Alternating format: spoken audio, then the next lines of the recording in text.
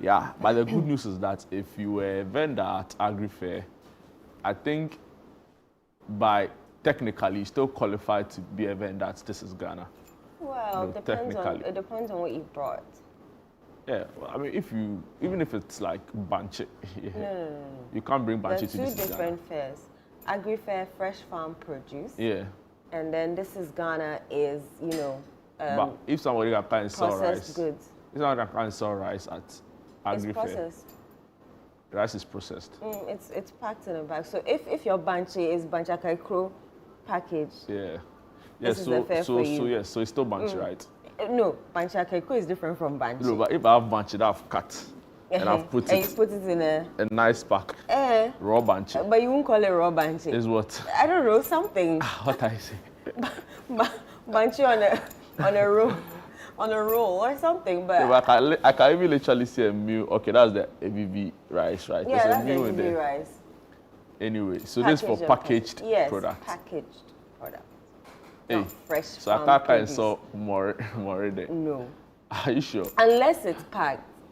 Yeah. Unless it's like the ABV rice, where it's undergone whatever, it's in a nice packaging, and export sealed ready. and all of that. We're showcasing Ghana's export potential. So you should be able to export it. Yes. In the pack that it comes with. That it comes with. So you can't sell nani. How do you say it? What? The pork feet, no. No. You can't sell pork feet there. Oh, Charlie. It's called for Agri-Fair. But there'll be a grow stand, right? Of course. Where people can, go in and have a good time. Yeah, have your kebab and chinchinga instance. You can. So if that's the place you want to be amongst the food vendors, that's perfectly okay as well. The accounts, I understand, call it pro contraire. Yeah, pig feet. People like it too much. Come here too. Oh, people are looking forward to buying some. Oh, really? Yeah. They should come to This is Ghana. This is Ghana. They'll find some. So, like Eno rightly said, we are showcasing Ghana's export potential at the This is Ghana Fair, and it's for packaged goods. So, across sectors, across industries, right? Whether it's the automobile industry, whether it's the dressmaking industry, whether it's the cosmetics industry, whether it's the, the ornaments, is that what you call it? Jewelry and all of that.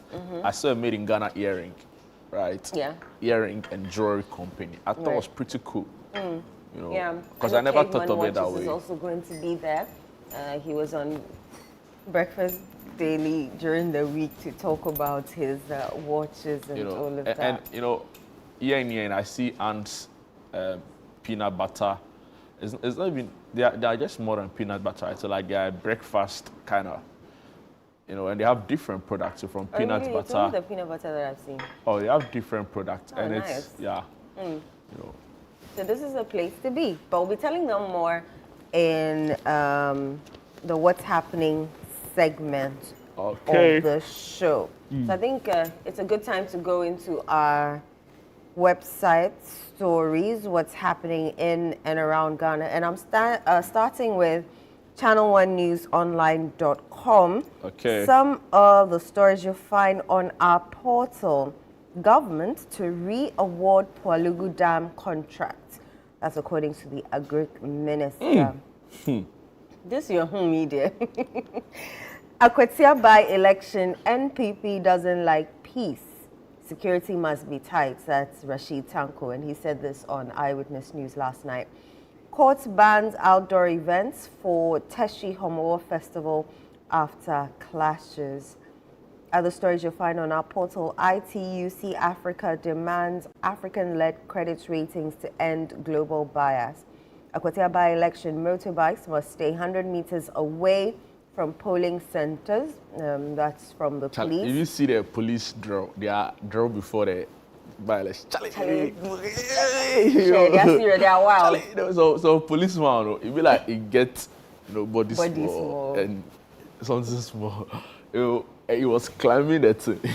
It was whether it's a cliff or a hill with a rope. Like, hey, Charlie, but this man, if you don't hold him, he'll tell the thing. Because the Musuno is the park is one big park. He thanks you. They climb the thing. I said, no, that's Ghana Police Service. And then we have Akwetia by-election. Police ban weapons order VVIP bodyguards to disarm. The police are assuring us of your security.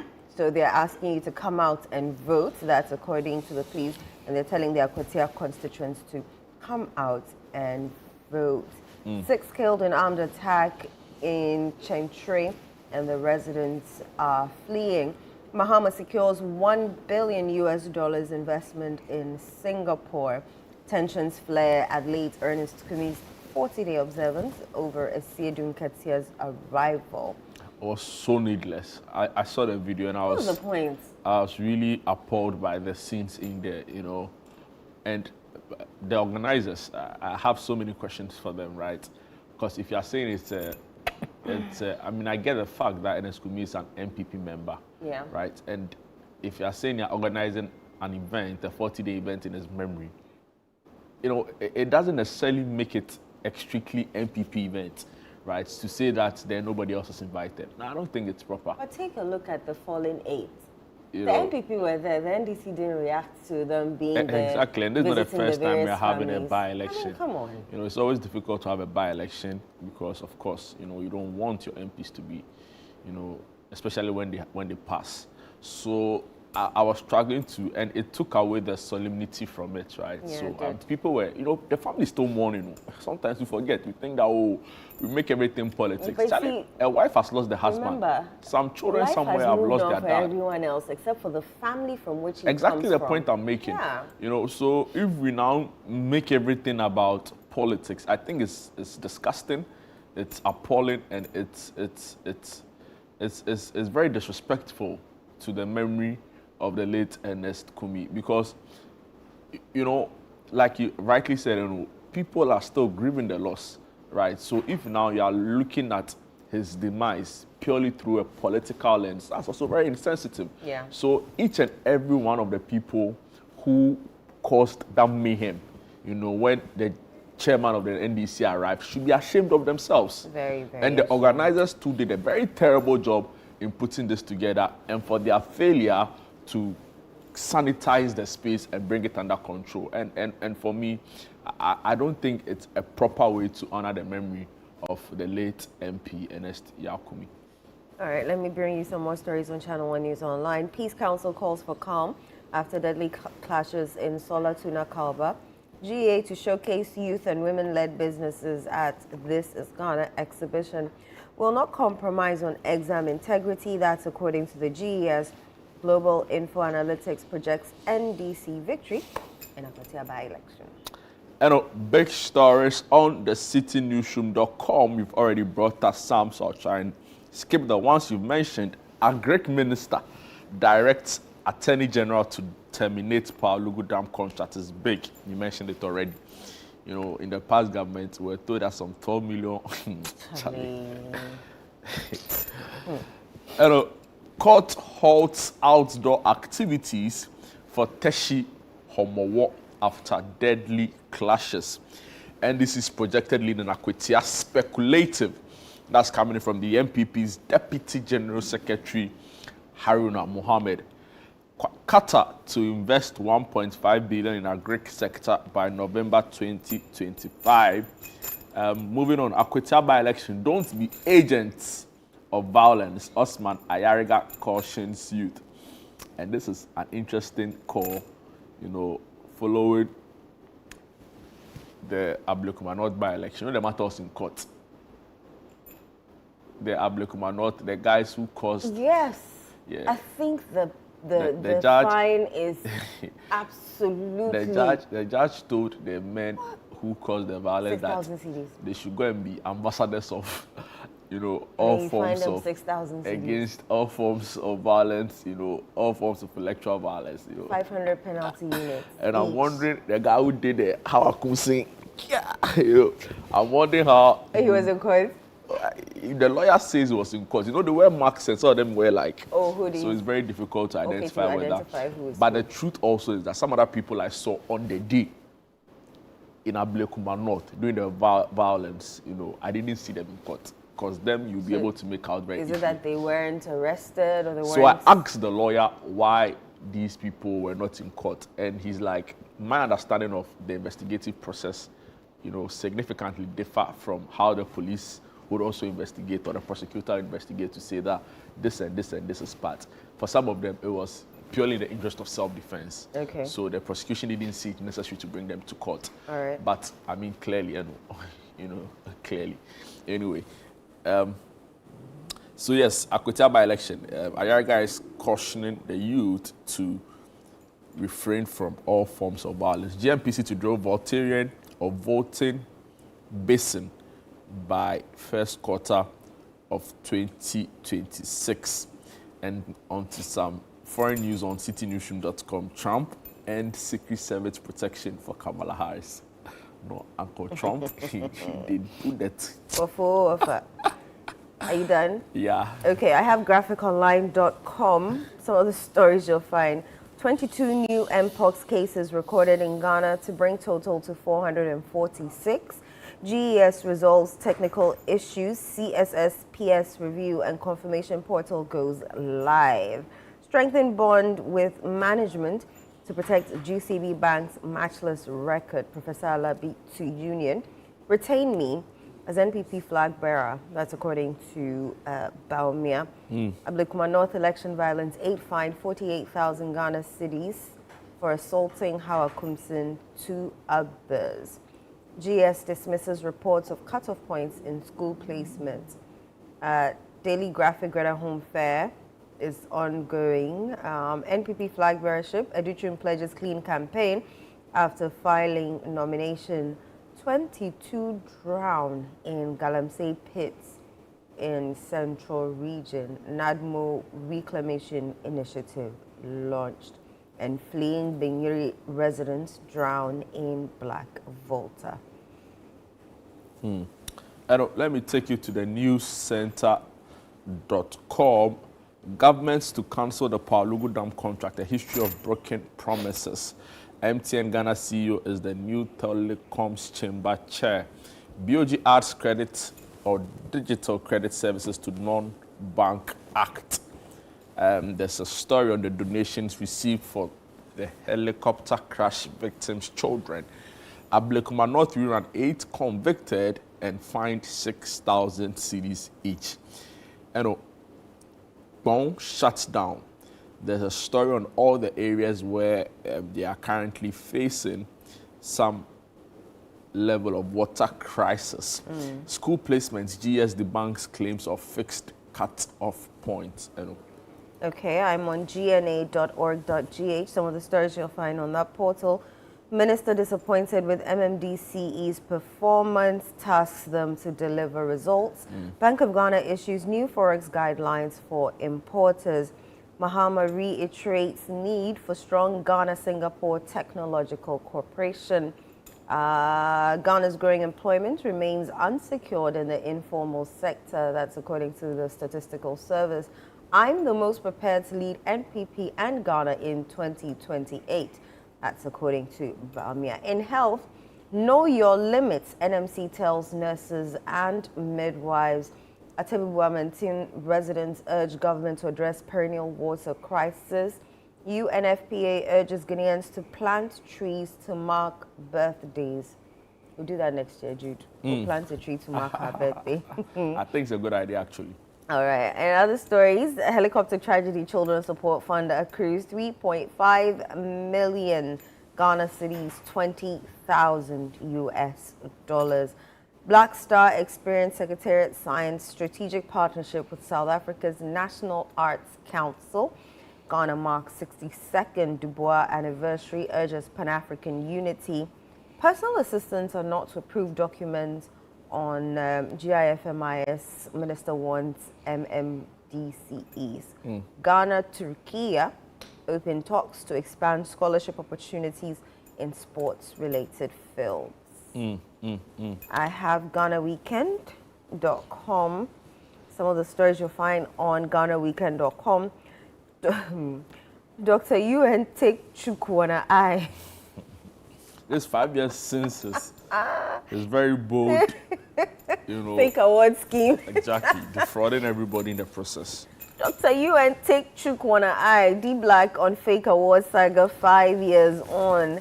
Noise ban, Daddy Lumba's 1 week observance moved to Independence Square.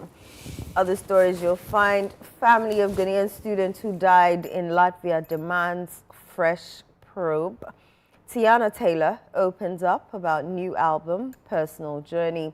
2 Kingdom of God church leaders arrested for alleged human trafficking, money laundering. I brought you that Black Star Experience Secretariat sealing a landmark cultural partnership with South Africa.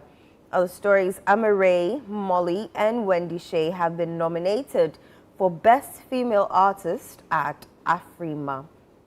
No changes made to Kwame Nkrumah Park greetings, as according to the Tourism Authority. Toke Makinwa welcomes baby girl, calls her my miracle. Trial of KNUST students in girlfriend's death adjourned to September 15. You remember that story. And finally, stronger than ever, Swesco UK alumni embrace Global Vision Eye Christmas reunion. Should I read through the Spectator, or will you? Yes, so with the Spectator newspaper, big front page story, share fruits, Savannah's overlooked edible treasure.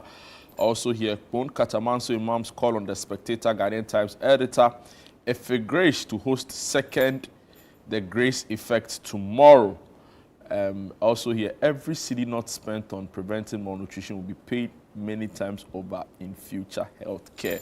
That's a big quote on the Spectator newspaper. You know. I want to take your thoughts, even though we haven't read the headline, on Akwaba and Obake, because it's trending. That's a tight one. That's a tight one.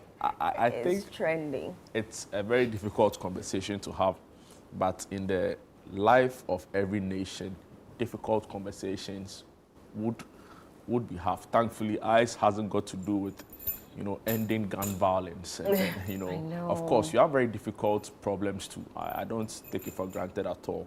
But if, for example, you're in the US and you have to listen to the Republicans and the Democrats fight about, ending, gun sales and all of that, not forgetting Minneapolis, right?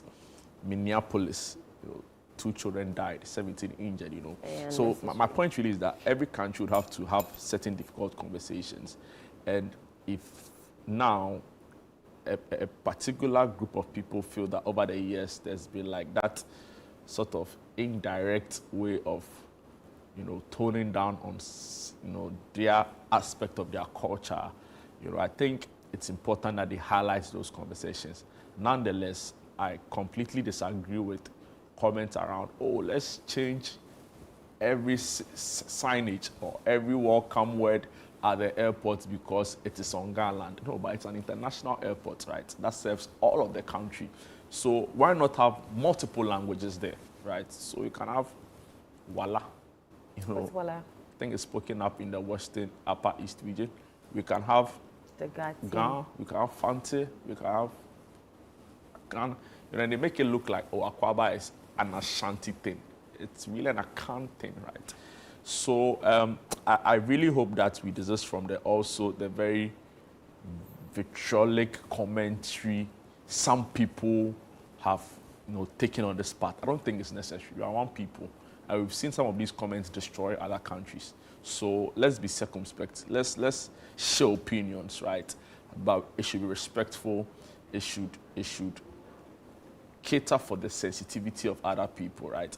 And I'm sure we can move on without all of the brouhaha. But I think, moving on, Charlie, there are also more pressing things to talk about, right? So while we acknowledge that there's the need to address concerns a particular group have raised with, it's more structural, right? Because I feel like even the Ghana language in our schools, that is where we should be taking it from, But I think that at the end of the day, we can have multiple languages there. It doesn't. But Akwaba has also become very internationally, recognized and symbolic. I saw a photo of the JFK airport. Have a whole paragraph written in Twi. And I think they even had Akwaba in there as well. So, difficult conversation to have. but let's not spill over, number one, and let's, while acknowledging the concerns, find ways we can, in a very civil and respectful manner, engage on it, and I'm sure we'll be better off. The comments about from the Greater Accra Regional Minister, I didn't think it held matters at all, to say that this is Garland.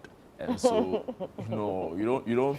I get expect an official to speak in that manner. I mean, those are her thoughts. To be fair, the event that was organized wasn't to be what the focus of the event wasn't to deliberate on Obake or Akwaba. It was a side question. But I felt that she wasn't prepared for that question, so she probably could have respectfully declined to say anything. But then to go on and she's had a couple of one too many mishaps. Yeah, we didn't ask her. She said she's going to fix street lights. When she wasn't prepared, she didn't have the data, she didn't have the facts. And now see who are the street lights. She can't really respond to. In fact, I interviewed her again at Ablokomano. She said, "Oh yes, I'm paying people. I'm giving them money. And it was a clear instance of vote buying. For a public official, it was also wrong. And now this. In fact, there have been a few others. So her comment around, we are on Garland, so I support it. It was a bit uncalled for and unnecessary. Yeah. But to be fair to her, the street lights, she says she's distributed it to the MMDCEs. So now she's charging them. That's not what she told us. No, I'm saying recently when she had that meeting with the MMDCEs. When we asked her at the meeting where she said that. Recently. But I hope I've been able to. Yes. I totally agree with you. I've been screaming the loudest that Akwaba Obake, let's just, put multiple languages so that everybody feels, included in the arrival process here in Ghana. If just to cool tempers and everything and all, because it's an international airport. We're all arriving, regardless of our tribe, regardless of our religion. We're all arriving through the same door. So I've heard some of my Ghana friends say that even the word Obake is it K or K? K or K. It's alien to some of them, right? Oh, so, for example, Samuel Doona, you know him, right? He was part of a group called Alabaster Box. Now, Alabaster Box, they composed this song. Welcome, Wezolo Akwaba. So, absolutely, exactly. So he was like, at the time, they were, and that's many, many years ago. It was like they even struggled to find that real catchphrase to represent welcome in Ghana. I think the owner should be Ghana, or I don't know. I'm not sure. So and it brought perspective to the whole conversation. But like I said, it's an important conversation. There are more pressing ones, obviously, in our national life, and that is where we should channel a lot more energy. But nonetheless, it should be hard. And it should be had in a civil way where we respect the concerns of all groups. And I even think that if we want to even take this on, we should start from a more structural point of view where we barely can find any Ghana teachers in our classrooms now, right? And the language itself. Where are they? Did you study Ghana or did you study Akan? I had the option of studying Ghana or Chi. I won't even lie to you. I started with Ghana because it was language I didn't know. But I needed to pass my exams. It's hard. Even I'm trying to learn that, but it's hard because the same word has different tonations, which mean completely different things. It's hard. You should, I thought French was hard, but Ghana is people say, hard. And I saw a Kaneshi boy. It is very disappointing. But to be fair, I get the Kalegi language. A little, right? Yeah, it's not deep. I mean, I'll to find get my by. way out. Yeah, I'll find my way to out. get by. So, let's have the conversations, but let's keep it civil, let's keep it respectful, and let's also pay attention to the rather structural problems around this, and I'm sure we'll be fine. I wanted to touch on the court banning outdoor events for Techi Homowo Festival because it's a huge thing here. It's a festival, that climaxes everything here in the Gala. Now they can't have their outdoor events. They can only do, according to the Accra High Court, they can only do the sprinkling of, traditional rites. So a bit of the story. Accra High Court Criminal Division has issued an order restraining all outdoor and public events related to this year's Techi Homowo Festival except traditional rites. This follows violent clashes that erupted during the sprinkling of Popoi on Tuesday, August 26, 2025. The order signed on Friday by the presiding judge was in response to an affidavit filed by Lieutenant Corporal Sandra Minta of the Ghana Police Service in support of an ex parte motion. This is not the first time such a thing has happened at a Homowo festival. If I quite recall, last year to the same area, they erupted into violence. I'm sure they can celebrate Homowo without these things happening. Also up north, during the fire festival, when they're firing muskets and guns, something similar happens, injuries happen, violence resulting in the death of people. And so this particular event, violence erupted, it resulted in the death of 2 people and injured several others. And so now the only thing that they're allowed to do is traditional rites. They can't come out and do any other celebrations with regards to Homowo. I'm sure they're heartbroken. Yeah.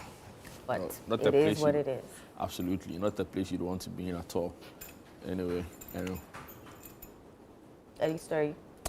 Yeah, I wanted to bring you a story around the young man, the family of a Ghanaian student who died in Latvia. You know, they are demanding a fresh probe into this really tragic story. In the past, they even suspected foul play, regarding circumstances of the death. Now, excerpts of the story read on citynewsroom.com reads, the family of the late Nana Eje Ishia, a Ghanaian undergraduate student who died in Latvia, has petitioned the Ministry of Foreign Affairs and Regional Integration to intervene and push for a fresh investigation into the circumstances of his death. In a letter dated July 20, 2025 and signed by Sarah Nimley on behalf of the Nimley and William Woodrow Ishia families in Ghana and in the United Arab Emirates, the family expressed deep dissatisfaction with the Latvian police handling of the case. According to the petition, investigators hastily concluded that the 23-year-old died by suicide without presenting substantial evidence. The family noted that they were denied access to key documents, including forensic reports, CCTV footage, and photo evidence from the alleged scene. The letter also pointed out several inconsistencies in the official accounts. The mortuary report indicated that Nana Eje was found fully clothed with a scratch on his forehead, but no broken bones, despite claims he fell from a 6th floor window. The family disclosed that days before his death, the young student had sent them a recorded message in which he alleged being poisoned by 2 Latvian acquaintances after consuming a drink offered to him. Medical reports confirmed poisoning by unknown substance, but the Latvian police are said to have released the suspects without further inquiry. And the story goes on and on and on and on.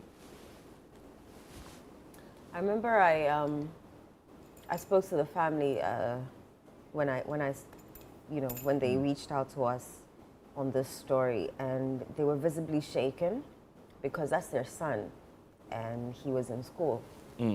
So initially, when they spoke to him, he said he had been poisoned. So they sent me those reports of the doctor.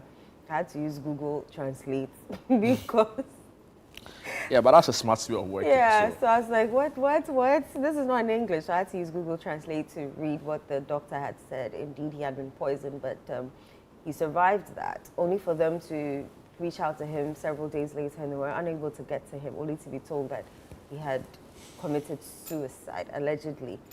And according to the family, the Ghana High Commission there said they're working with the Latvian police, but it hasn't really amounted to much. The Latvian police, they say, are very dismissive and are sticking with that story that he was pushed. I mean, that he committed suicide. But the family believes that something else must have happened, and they're going to reach out to they probably have reached out to the foreign ministry through their lawyers. They're trying to get to the Latvian authorities so that they can bring finality to this.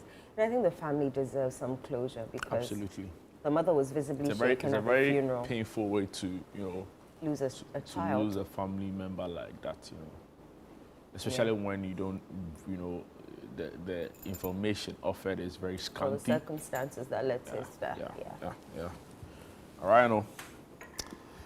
It's unfortunate that we have to end the news review on a very sad note. Unfortunate. Yeah. But it's been an interesting news week, actually. If you think about it, out of nothing, GVC staff. Then GVC staff to say... You don't work for 5 years. Then, what's it called? You don't write a story for 5 years. Imagine not writing a story for 5 years here at Channel 1 TV. It can't happen. Drink some more coffee. It won't happen. You will write a story for 5 years, but you expect to be paid. Anyway. 1 month, 1 week, if you go chop hot small, you hot small. Anyway, yeah, and you also had the whole Range Hospital. The reports came out. Charlie said, no, some way. The report is some way. Some way. It's somewhere. Yeah. So one side is saying not all people who were there were interviewed. Another side is saying they covered all the angles, spoke to everybody. So Charlie, we don't know. No, but they'll discuss it on big issue today. Of course. With Selo. So all the big stories will be on big issue with Selo later on. And we'll be right back. Don't go anywhere.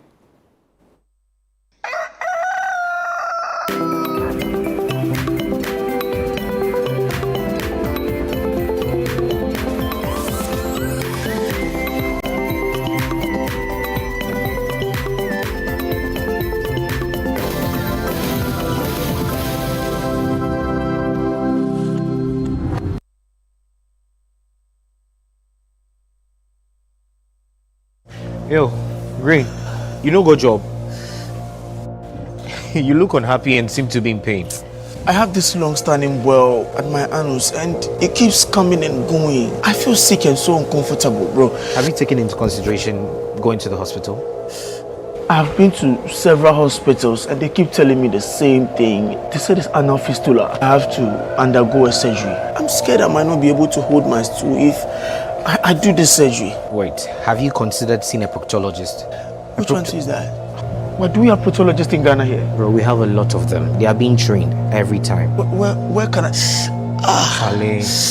An anal fistula is an abnormal tract which connects the inner part of the anus to the skin around the anus. As long as this tract persists, there will be a recurring boil around the anus. A proctologist is the one credited with excellent outcomes of surgery of anal fistula. Laser and ligature anal fistula surgeries are the modern methods with very low recurrent rates. Visit Mwintuba Hospital and Coloproctology Center today or call us. Mwintuba Hospital, First Ghana Colorectal Center, in to serve a peculiar health need. In Ghana, West Africa, the mornings are somewhat, if not for the perfect companion. What a good day to start. Another day. It's always smiles knowing we are together. Ooh, what a feeling. When I go, you're there for family. If you not be you, then who go there? Work is always effective with NASCO home appliances. No wahala if the sun is up. We there for your appetite. Never a dull moment to go up something chilled. Classic home appliance for the fisher folks. Good vibes only while you wait. The feeling hits very deep. Enijepa ewa NASCO fie. NASCO, bring home happiness. You've seen nothing yet. This Big Brother Naija Season 10. It's 10 times the drama, 10 times the rivalry, and 10 times the game. This is certified. No zero, no minus. Big Brother Naija Season 10. Showing 24/7 on DSTV and on GoTV. Gold sponsor, Guinness. Looking for a one-stop shopping destination for all things made in Ghana? Eager to experience a remarkable fair that showcases the richness, creativity, and innovation behind Ghanaian products and services? Then get ready for the This is Ghana Exhibition 2025. The This is Ghana Exhibition highlights the brilliance of Ghanaian entrepreneurs, artisans, and businesses who continue to shape the narrative of homegrown excellence. This is Ghana's biggest trade fair and exhibition, bringing together SMEs, SMEs, startups, research and manufacturing sectors, indigenous corporate bodies, and local creatives in one exciting space. The This is Ghana Exhibition 2025. Come explore, engage, and be inspired by the businesses and brands that are redefining Made in Ghana across every sector. Get ready to be thrilled by live performances from Kwampa and the electrifying Inchin Band, adding music, rhythm, and culture to the celebration. The dates: Saturday the 6th and Sunday the 7th of September 2025. Time is 10 a.m. through till 5 p.m. each day. The venue is the A4 Sutherland Children's Park. For enquiries or participation details, call us on 0205 973 973. The This is Ghana Exhibition 2025 is powered by Channel 1 TV and 97.3 City FM and is proudly sponsored by MTN, EcoBank, Side Hustle by EK Brand Consult, Ghana Enterprises Agency, Ghana Export Promotion Authority, Ghana Exim Bank, and AVV Rice, and is supported by Twillium Industrial Company Limited and Built Financial Technologies.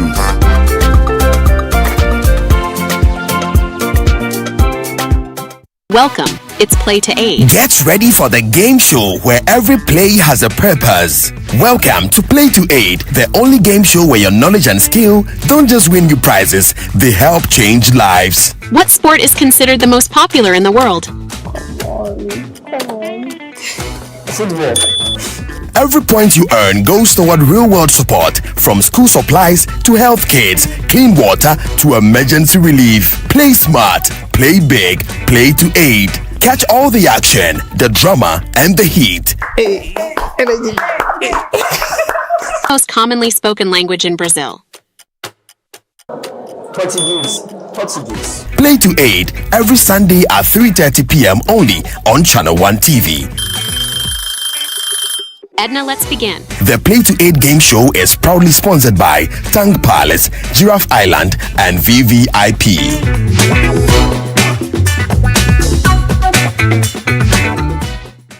Curious about what's happening beyond your borders? Beyond Borders takes you there. Every Wednesday at 7 p.m. Join Caleb Kuda as he explores the stories that shape our world, connecting you with Ghanaians in other cultures and seeing the world through their eyes. So we've learned one thing: you leave your shoes outside. Wow.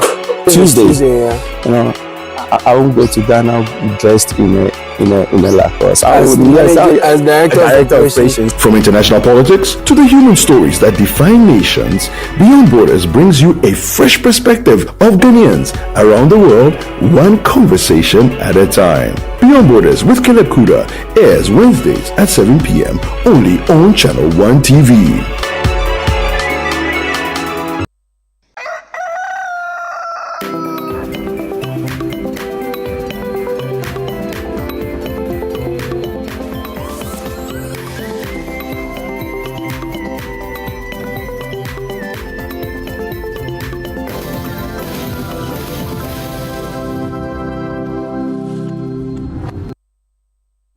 Welcome back. This is Breakfast Daily Weekend right here on Channel 1 TV with myself, Jude, Duncan, and Eno Safo. Just gone by, brought you the big headline stories all through the week as the newspapers and online portals have reported. Eno, it's now time to tell our lovely viewers out there some of the big events happening right this week. And it's important that we start from an event happening in-house. Absolutely. Our very own. This is Ghana Exhibition. Whoa! Yeah, so this is Ghana, and the name speaks for itself. Of course. Is there some people, their name precedes them? Yeah, so I remember somebody wanted to go and borrow somebody's pen. I say, hey, this guy, you not bring back the pen because his name... Yes, speaking. Some guy. Some guy, it's not you. So some people, their name precedes them, right? And this program too, or this fair, the name speaks for itself. This is Ghana. Why is it this is Ghana? Because we are showing you the best of Ghana, right? And we are showing you, or we are creating a platform to, again, let me just say this. A lot of people have said, especially the experts, have said that the reasons we've seen the struggles with the economy, particularly in 2022, when it was so serious that we had a very significant downturn. For which reason we had to resort to the IMF. And we've done that 17 times. So it's not even like it's a past government problem. It's a structural, perennial problem, you know, with the way our economy is set up and being managed. So you listen to some of the experts and they say that, see, our economy has structural problems. We are too import dependent, right? I remember one time on the City Breakfast Show with Bernard, and it came to the fore that, in fact, we even import toothpicks. I remember that show so clearly. Like, all hell broke loose on the show. People were shocked that with the abundance of wood we have in this country, bamboo and all of that, people were importing toothpicks. And it was high on the list. Show, or significant on the list. Brought a sample of toothpick that was manufactured and made here in And there are Ghana. so many other things that you'd have expected that at least, you know, even if it's not Ghanaian invention, we should be able to reproduce in the country. And there are so many other products that we bring in that, or we send out, that we should be able to add value. So I'm referring to value addition to maximize the gains from exports. So that's been the structure of the economy. And it's I mean, take the poultry industry, for example. Look at the number of, you know, frozen foods we import into the country. Also because, but we have land, you know, we have people with expertise.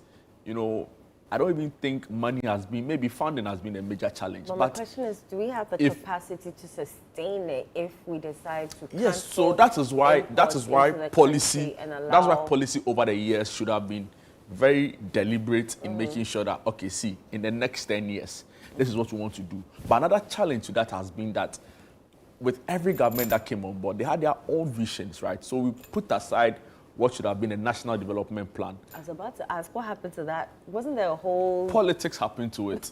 Politics happened to it. So, you know, and a new government comes, what happens is that they set aside because, you know, when it succeeds, the notion is that they'll have to share the credit. And they don't want to do that. So we've seen a lot of government programs. What has happened, and basically, is that there's been a change of name, right?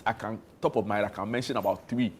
So recently, the Galamsey program in Obuasi, it's an alternative mining program that the previous government started, of course, with some few changes. Even today, we read that Poalugu Dam, they are going to, you know, give a contract so my point is that the structure or the problems with the economy has been structural. And until such a time that we change the fact that we are too import dependent, we are not going to see the gains. And we've said that for so many other products that we hurriedly, Charlie, we are so excited, of course, because also people make money from it. You know, we are so excited to bring them in. We are able to produce them here. So I'm so excited about this event, and I'm hoping that we are able to maximize it. All of these people who have amazing products on sale will come and register and showcase the best of Ghana, you know, so that we can move forward as a country, you know. Right. If, I don't know, is it too late, producers, for people to come and register to exhibits or... okay, no, you call the number. Somebody called me. Somebody called you. Yeah, so they should call this number, 0205 973 973. 0205, not 5 973 973. And you can ask all the questions that you want to. The lady on the other side of the line will give you all the information that you want. It's happening this year at the Ifwa Sutherland Children's Park, not the AMA where it normally happens. And it's on the 6th to the 7th of September. 2 amazing days of showcasing Ghana's amazing innovations and indigenous brands. And it starts at 10 a.m. each day at the Ifwa Sutherland Park.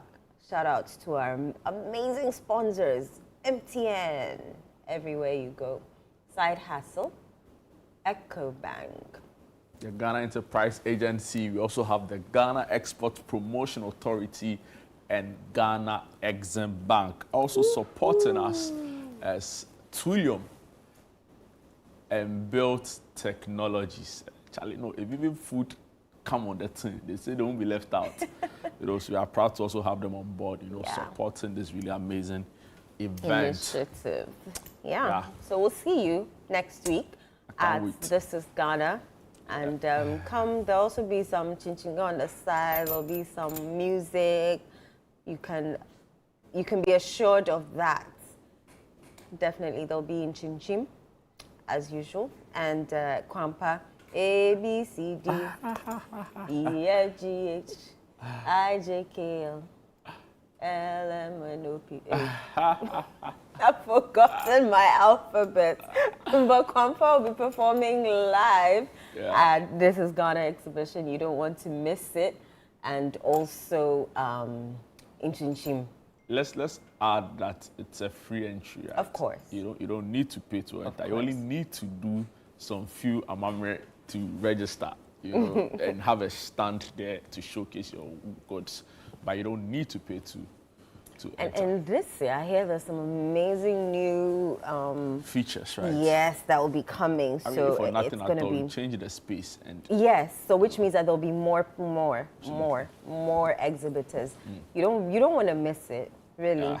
And yeah, this is the place to be next week, 6th and 7th September 2025. Kwampa and Inchinchim on board, some chinchinga on the side, some shopping on the side, and we will see you there at This Is Ghana. Right, moving on. I went to see Death and the King's Horseman last week, and it was simply amazing. So the play was originally written by Wole Soyinka, and it's being given to us. The director of this stage play is George Kwe. Ashokor is there. There's actually there's some Caucasians as well. It was simply amazing. The literature. So they stuck to the. They were. How do I say it? They were true to the original wording of the play. So it's a bit. Nigerians have a lot of proverbs, and the testicles of the cow and the hot, and the Iroko tree has done hot. So if you're not careful, you get a bit lost. But it was an amazing play. Yeah. It was good. Simon! So it's an amazing play. It's an amazing play. A bit long, 2 hours, 30 minutes or so. But it was a very, very, very good play. And I'd encourage anyone who loves stage plays to go and watch it. Interesting. Yeah. And it's by April Communications and also the National Theatre playing a major role in all of this. Amazing. I know. You'd love it. There's a whole orchestra. There's some Nigerian dances. There's some Ghanaian dances. Death and the King's Horseman. This is the last time it's been 24th, 30th.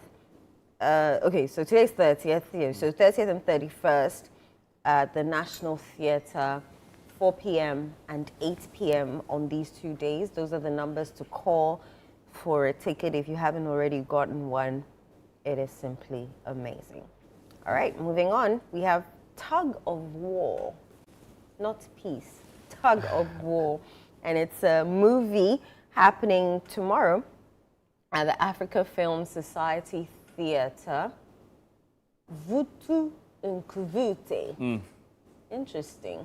I like the artwork. Yeah, it's Vutu catchy. Nkuvute.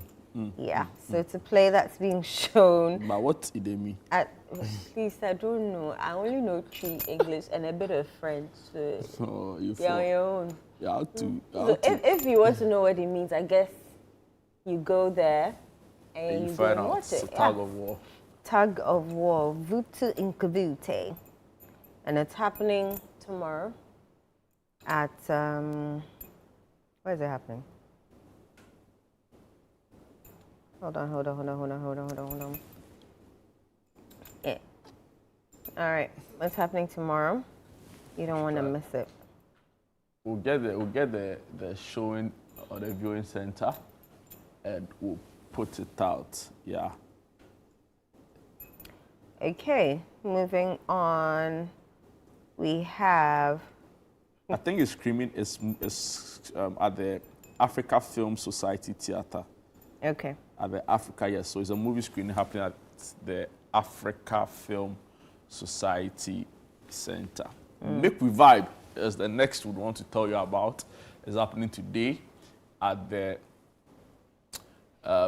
Atopia East Legon, at Topia in East Legon, and it's starting at exactly 7 p.m. up until 4 a.m. So there's a live music and karaoke, there's music trivia, there's dinner and refreshment, there's movie night, there are video games and board games, there are canvases and combo painting, there's a tea party session, and there are fun giveaways. So yeah, you don't want to miss it at all. Yeah, you know. It's 250 CDs and 400. Yeah, for couples. What's it pay? So if you don't have a couple, please go and look for a couple and just go, you know, because it's cheaper now. It's cheaper when you're a couple, right? Yeah. All right. Okay. Film in a Day is a one-day free intensive workshop, and it's happening today, 8 a.m. to 4 p.m. in Tamale. So if you are in and around Tamale, you can go there to watch it. The registration is on the screen. Scan, register, go and listen to what they have for you. So film a day, right? Or film in a day. Film in a day. Basically helping you to know the basics, you know, and how to do an excellent job when it comes to filming. So it's a one-day free intensive workshop happening today at 8 p.m. or from 8 a.m. to 4 p.m. And guess where it's happening, Eno? In Tamale. I'm going all the way up north. Yeah. Amazing. So they'll be teaching you the fundamentals of visual storytelling, the good shots, where the angle should come from, the framing, the lights, the sound, all of that. How to plan your storyboard in a short scene, practical techniques for filming with limited resources, team collaboration in directing, shooting, and acting. And by the end of the workshop, they're promising you that each group will have created and screened their own 30 to 60-second short scene. And this program, they say, is designed for beginners, students, and aspiring filmmakers. Interesting. So you do not want to miss this. All right, we have Glorified 2025, His Love and Kindness. Wow. Yeah, and this is by one of our own, you know, one of our own truly, and he is an amazing artist, an amazing worshiper, and I'm referring to Perez Music. You know, you should see him minister in person, and I'm sure a lot of people have come to love a lot of his music, you know, notably his gown worship. So I think he has one Hewale. And he has an interesting Sunday school medley, you know, so he puts together a lot of the Sunday school songs we sang back in the day. If I go there, I'm not trouble, but I wanted to ask you your favorite Sunday school, you know, Sunday school action song, as we call it in our church, my church. Action song. So action songs or Sunday school action songs are like songs that you have to act. Yeah. So we had a very popular one we sing like, deep and wide, there's a fountain flowing deep and wide, you know, and so many of them, you know, Father Abraham, like, you know, so you act the song. Okay. To be honest with you, I used to run away from. Yeah, you didn't go to Sunday school. I used to run away from Sunday school. I honestly used to run away from. I didn't understand why I couldn't be with the adults in the church. Yeah, but the point is that you understand. I told you that I was attached to my mother's hip. Like, you couldn't way too pull much. me away. That's fair. And so they left me. At a point, they gave up. Yeah. So Daughters of Glorious Jesus will be ministering at Glorified 2025. We'll also have the Joyful Way Incorporated, you know, two of my favorites. So it's going to be an evening of, you know, breathtaking and also very spirit-filled, you know, worship. You don't want to miss it at all, you know. Other special guest ministers, you know, highly anointed Daughters of Glorious Jesus, the powerful Gabby Akwe, the dynamic Adam the Evangelist, and Joyful Way Incorporated, and it's absolutely free. So bring a friend, spread the word, tell everybody that this event is happening at the Victory Bible Church, Dominion Sanctuary, 4 p.m. sharp. It would have started Sunday, 31st August, 2025. You don't want to miss it. Right. I think it's a good time to end What's Happening. Yeah. We'll go on a quick break. When we're back, there's a lot more right here on Breakfast Daily Weekend. You don't want to miss it at all. We'll be back.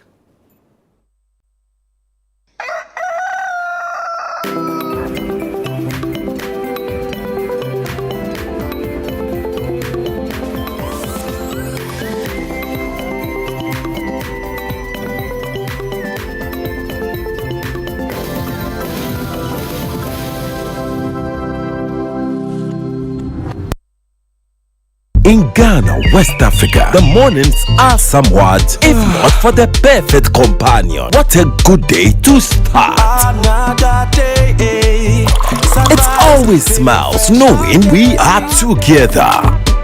Ooh, what a feeling. Work is always effective with NASCO home appliances.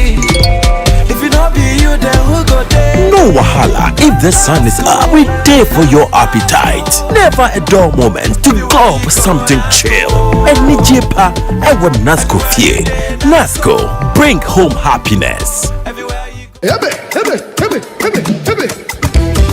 This August, get ready for an unforgettable night of worship and celebration as Perez Music presents Glorified, dubbed His Love and Kindness, ministering live Perez Music alongside the legendary Daughters of Glorious Jesus, also ministering Joyful Way Incorporated, Minister Gabi Akwe and Edom Evangelist. Join us on Sunday, the 31st of August, 2025 at 4 p.m. sharp at the Victory Bible Church, Awoshi Dominion Sanctuary for an evening of powerful ministry and praise. It's absolutely free. But if you would like to support this ministry, you can do so by purchasing our special event merchandise or call 0557 116 607. That is 0557 116 607. Let's come together and raise a sound of gratitude for God's love and kindness. It's going to be nothing short of heaven on earth. This event is proudly sponsored by Eddie Spitzer and powered by Rima City of Worship. Media partner City FM and Channel 1 TV. Looking for a one-stop shopping destination for all things made in Ghana? Eager to experience a remarkable fair that showcases the richness, creativity, and innovation behind Ghanaian products and services? Then get ready for the This is Ghana Exhibition 2025. The This is Ghana Exhibition highlights the brilliance of Ghanaian entrepreneurs, artisans, and businesses who continue to shape the narrative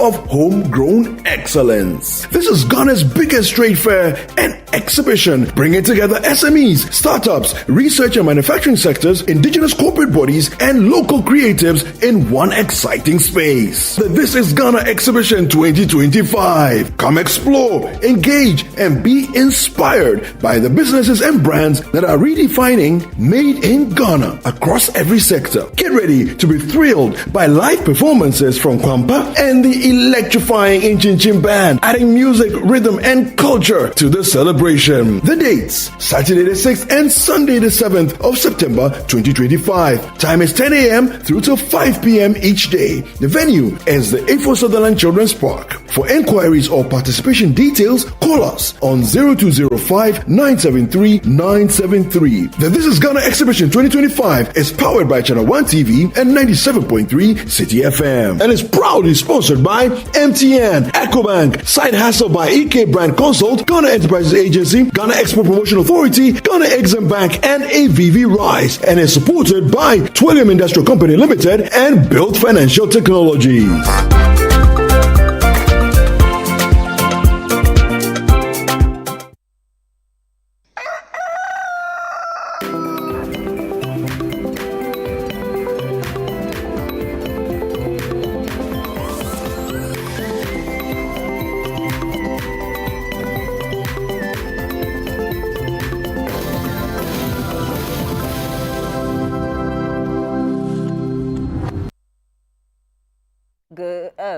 Welcome back to Breakfast Daily Weekend right here on Channel 1 TV. I was about to greet you again.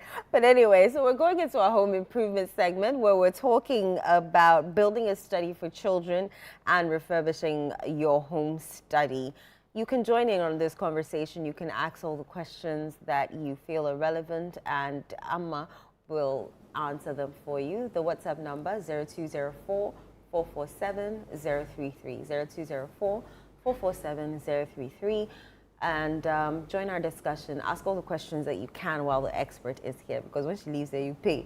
Anyway, joining us in studio for this conversation is Nabia Boachi-Dankwa. She's a creative director, Bassinets and More Limited. I think we should come and pass by Bassinets and More and I don't even see know what's there. I don't even know why you are delayed. I don't even know. How are you doing? I'm fine. How are you doing? Very well. It's only a matter of time, don't worry. But you come with cake. I keep mentioning the cake bill. You come with cake. Producer, have you heard? Every morning, Amma asks for cake. So you have to make it a feature for her, otherwise she refuses to come back. Producer says noted. All right, let's get into our discussion. Building a study for children and refurbishing a home study. When should that concept even come in the whole building process? Like, should you start, like when you decide to build a house, should it be part of your plan, or can you decide after the house is done that maybe I want to change this room's use to a study? Okay. So normally study. Oh, good morning, everybody. You see you. Is there cake? Lack of cake. Well, good morning. It's what happens with studies for kids is it's never a conscious thing. You know, it's not something that we get up and we say that, oh, I'm going to have a study room for the kids. It's always, I'm going to have this room as a study. I'm going to have this room as a nursery. The nursery is where the kids will sleep, or the kids' room.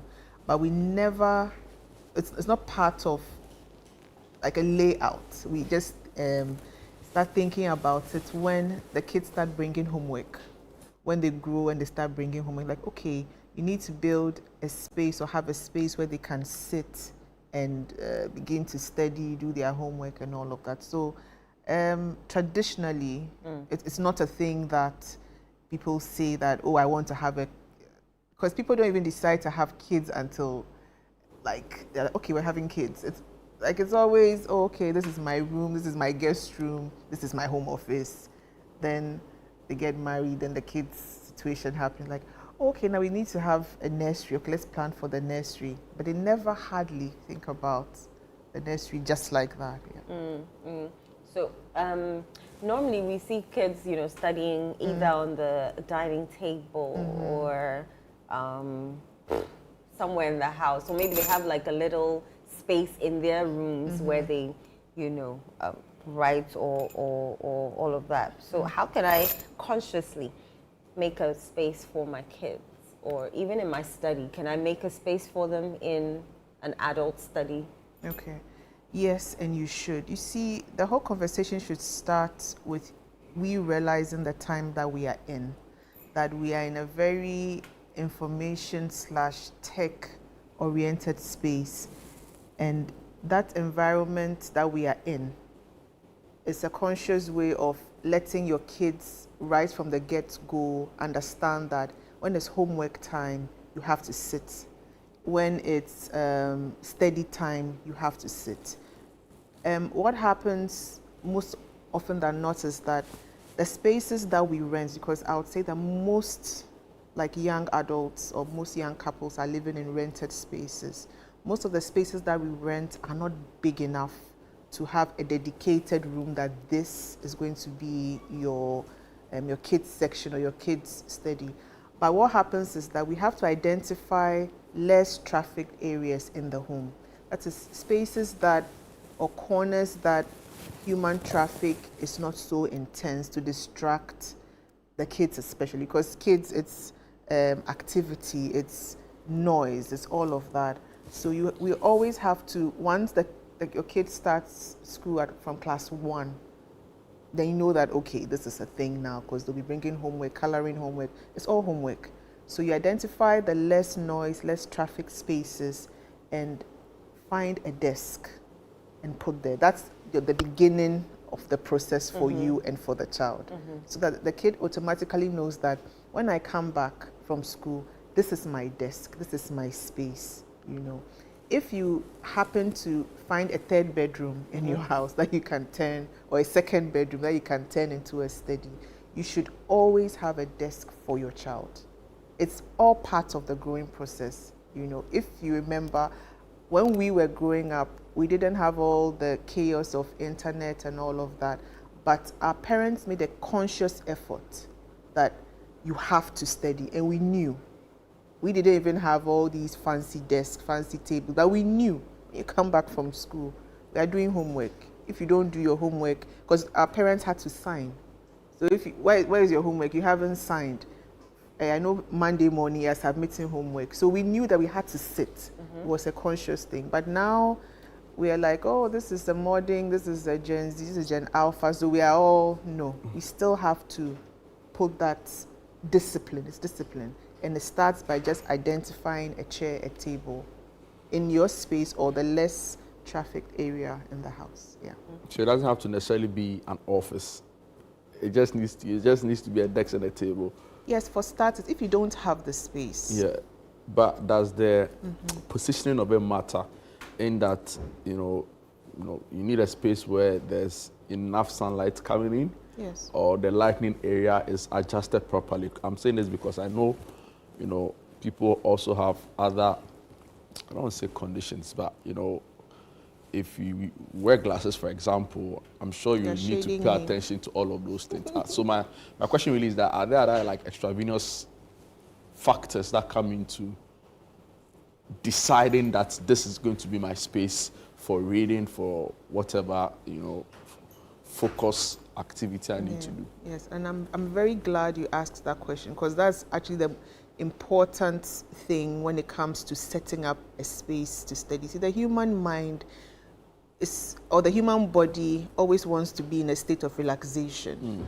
So if you're forcing your mind and your body to sit and do something else, you have to also give it conditions where it is comfortable. And it starts from light. If you give me a dim setting, I want to sleep automatically. I'll start yawning because the place is dim, right? So light matters.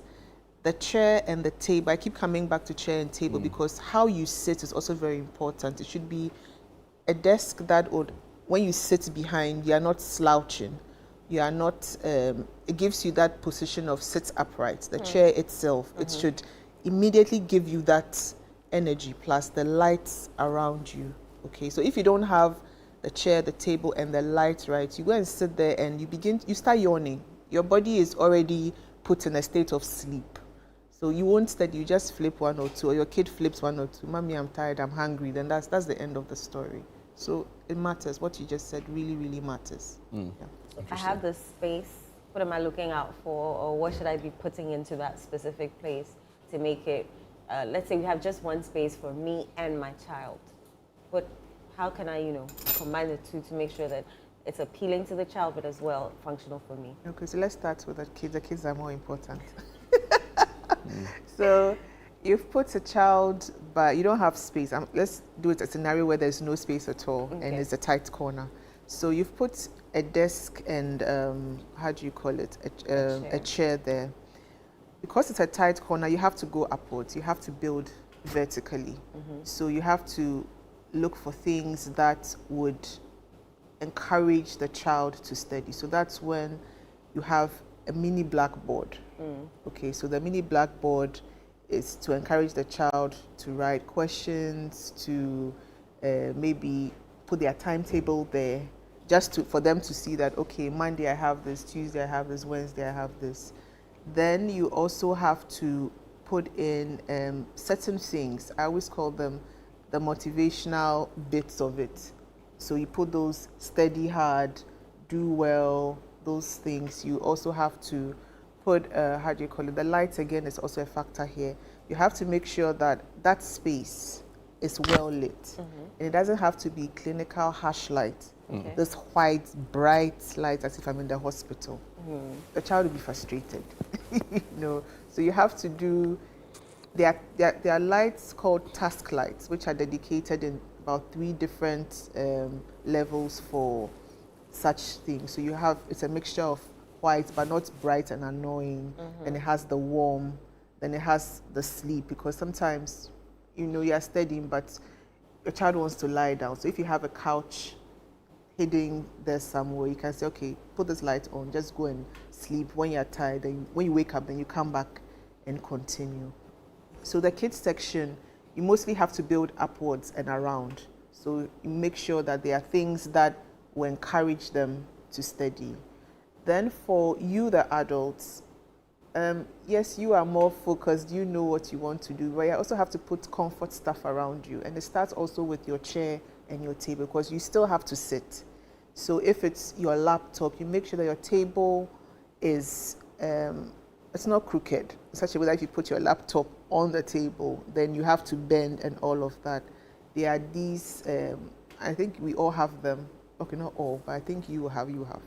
Hey, have you seen? Media show. What are we talking about? We're talking about the stands for the laptop that we are able to raise to adjust to our height. And I don't have. I don't have. If you have, can you see it? I'll get you one. Thank you very much. So these are things that aid in all of that, so that you don't bend. And I keep coming back, because the bending also is something that if you are studying or if you are working, it's very, very frustrating. So you always have to try and sit up upright. Then you have to put comfort stuff around you. So maybe you can put in a nice rug that would also help you balance your kid's side and your side as well. Lamps, you need lamps to read, focus, and the lamps too also serve as nice comfort accents for you. You also need to check your space. If you can't do a proper mini bookshelf, then you have to have floating shelves, so that you don't have your books or whatever it is all Scattered around. Yes, clutter on your desk, because What's that's a floating shelf? So, floating shelf down the studio. So your wall. Okay, but there are some which are already prefabricated. Okay. So they're these flat, I'll call them boards in different sizes. So you just attach them to your wall. Right. So it gives that illusion of. Okay. You see what I'm saying? Like a shelf. Like a shelf. Okay. We call them floating shelves. Okay. Yes. So if you don't have, or you don't want the traditional bookshelf where everything is stacked in the wall, yes, you can just do about 3 or 4 different sizes of the floating shelves and stack your books, whatever it is, properly. Also, the books, aside them being things that we are using or accents, it also readies the mind that this corner is a home study, or this is where I work in. So all that informs that space. It's interesting. So we've spoken about lights, tight corners. What about smart technology? Kids get distracted. I mean, I know they like their tablets now and all of that. How can we incorporate that into that space that we're talking about? Okay, so that's now we can't do we can't do without it, because even the homework they are doing, they've asked them to Google all sorts of things. Like my daughter, last term she came and she said they are studying about continents, and she started mentioning that. I'm like, are these all parts of you know? And we had to Google, so it's all part of it. You have to integrate tech. And that reminds me, brilliant question, cables. We have to learn to hide cables. Gone are the days when the cables are all over. Get a proper electrician who would clip these cables together and hide them seamlessly, trunk them nicely for you. That also gives you a proper sense of a study. But back to the AI now, or tech. Right now, there are desks that charge laptops or phones wirelessly, and they are that for kids and for adults as well. So they are smart desks now. So some you get on the thrift market, some you get brand new for both kids and adults. So you can start even looking at that, because those desks are manufactured such a way that, yes, they are. You're able to put a chair behind it and sit upright. When the laptop is there, you know, you can charge. And also for the kids, it has like inbuilt calculators and all of that. So it helps them when it comes to stuff like that. And some of them, depending on the age that you get them, they have voices, AI-assisted voices and all of that. So if you really want to go consciously and seriously tech, then you have to look for smart desks for the kids. For adults, we also have our own inbuilt tables that charge our laptops, charge our phones, Bluetooth connection. Sometimes you want to listen to a spot of music. All of that is incorporated as well. So if you want to look at that, then it has to start from the table. Yeah. There are questions here. Hello, and please ask the creative director what kind of lighting is ideal for a home study, especially one for the kids. Chantel from North Legon sent that in. So Chantel, as I said earlier on, hello Chantel. As I said earlier on, they are called task lights. So if you go to any proper, and I'm highlighting, underlining proper shop that sells, wholesaler/retailer that sells lights, and you talk to them and say, I am building a study, I'm building a home office, I need lights, they'll give you task lights. And you see that these normally are, they switch in between 3 shades of white, of warm, and of warm. There's yellow, and there's like the orange warm. So once you want to do that, don't just go to anybody who is just selling the bulbs for no, go to, and we have a lot now. Either you go into Accra proper, or you go into specific areas and just talk to them. Right. Tell them, and you get that. There's another one. Good morning, nice segment. Please ask Madame whether having a study side in the bedroom is ideal. Me from Mamubi sent that in. Yes, it is ideal, but you also have to start from your own discipline. You have to position the study side in such a way that you're not facing the bed. Because truth be told, if you put your chair and your desk and it's facing the bed, you tell yourself that, 5 minutes, let me just go and lie down. Before you realize you are gone. So always make sure that it is positioned away, your back is towards the bed. And there's nothing wrong with that. Also largely because, as I said, the rooms that we are renting out these days, they don't give us the comfort of having extra space. So don't feel bad if you have to do that. Just make sure that your back is facing the bed and you have good lights in the room. Are there any cost-effective ways? Because I mean, we're talking about smart tables, AI, and all of those things. How can we be, should I say, frugal with our spending when it comes to refurbishing our home office? Okay, so that's when we come to you can have a normal table, right? But just at the normal table, you should try and have the collapsible tables. I'm talking about tables that when you are done, you can just close and like lean it against the wall. But they are normal tables. You don't have to do the grand, extravagant tables. Just look for a good table that you can sit behind, that you won't slouch. For chairs these days too, there's a swivel for every budget, or a swivel for everyone. You don't have to go and buy a 5,000 Ghana cedis swivel.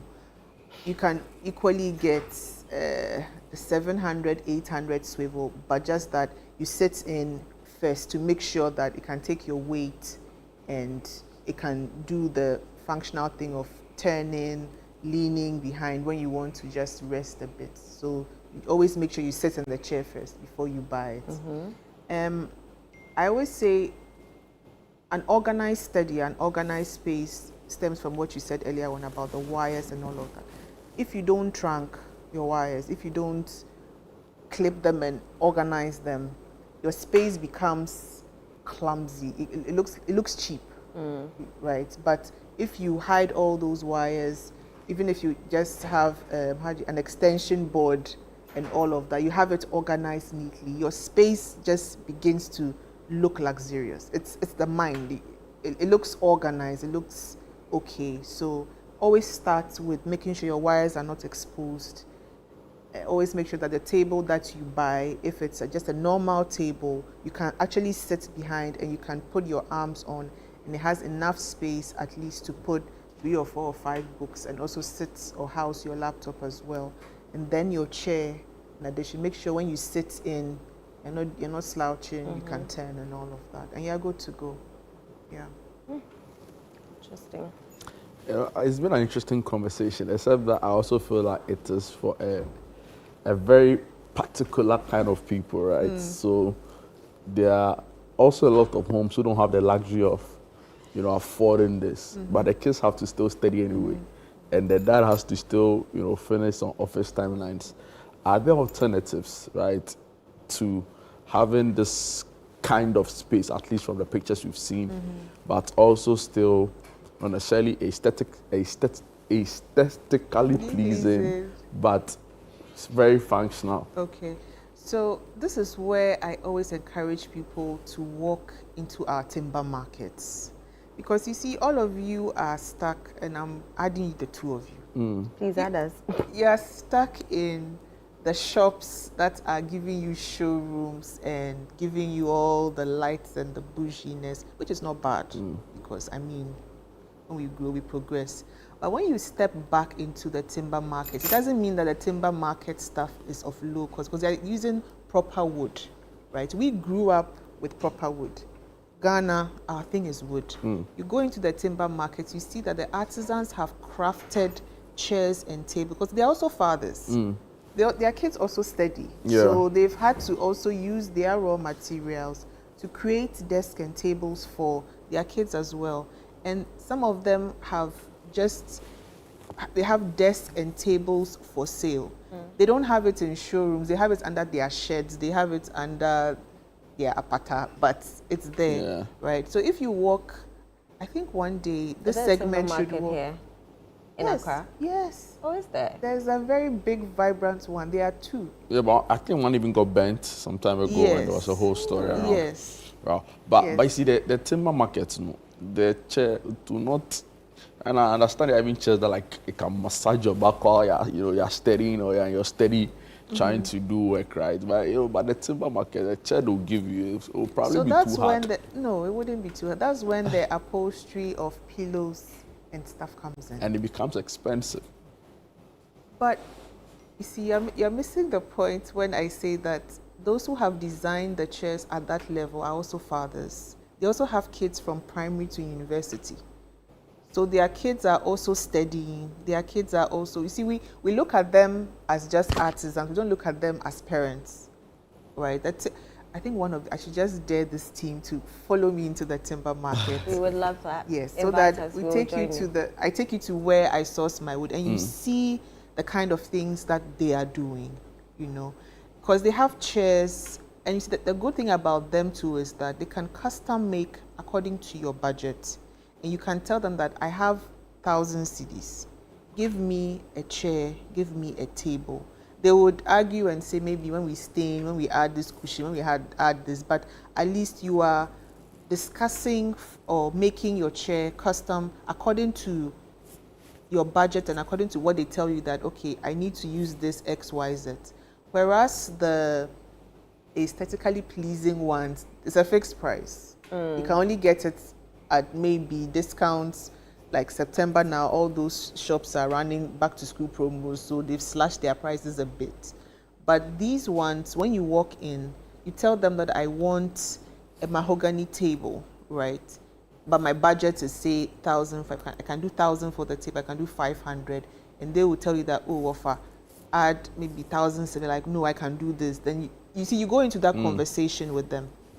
Stop looking, or we should stop looking at them as people who do not, you see, they understand the trajectory according to their kids as well, because there are whole communities in the timber market. Their wives are there with them, so you see kids running around.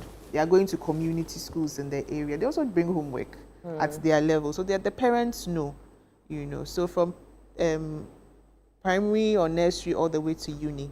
Yeah, they also have to build around their kids of desks, of tables, of wardrobes, of cupboards. Yeah, so it's a thing. How do we incorporate plants into these spaces? Plants are important, but you have to determine if you want to go natural or you want to go artificial. And you also have to determine the size that you want. You can decide, I want to do a big planter, so you have an oversized large, big planter in the corner somewhere and put in spotlights, and it gives you that nice illusion. If you don't have space, you can have the nice mini Bondi trees on your desk. That's also nice. But if you do plants, it helps. If you do real life plants, it helps because your child also knows that before I come and sit down, I have to water the plant. So you are giving your kid that idea that, okay, if you take care of the plant dies, you're in trouble. So they become green at that young stage. But plants also add to the energy of calming you to study. So plants are important, but it is your decision, your pocket. Your decision, your pocket. It's been an eye-opening conversation, I must say, and I'll take a few pointers in setting up my own space. I won't say it's a study, but I have a chair and table. I have a chair and table in my room, and everybody knows that is my space. Do you sit behind it, the table? Yeah, I sit behind it. Okay. It's also wood. Very often, it's 4 a.m. almost every day. Okay. So it's some way. If I see the pictures I'm seeing and I see my own, my chest, I have to adjust it small sometimes before I can. But it serves me well. It serves me well. So I'll take a few pointers from this. Yeah. Right, amazing. Thank you so much for your time, Emna. I don't know. They say, I'm not able to fully express myself. But the words are not coming. But hopefully off air I should be able to say a couple of things to you. But thank you so much, Nabia. Thank you so much. Again, you're on LinkedIn, right? So you offer services, corporate, individual, everyone. Yes, schools, please. right? Yes, please. Yeah. How about hospitals? Not yet. Not yet. I'm squeamish when it comes to blood. So the whole idea. I know I won't see blood, but the whole idea of hospital. To open the business so that we can,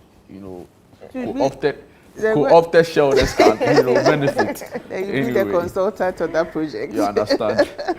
Thank you so much. Welcome. I'm Creative Director of Bassinets and more. When we come back, we have sports. Don't go away.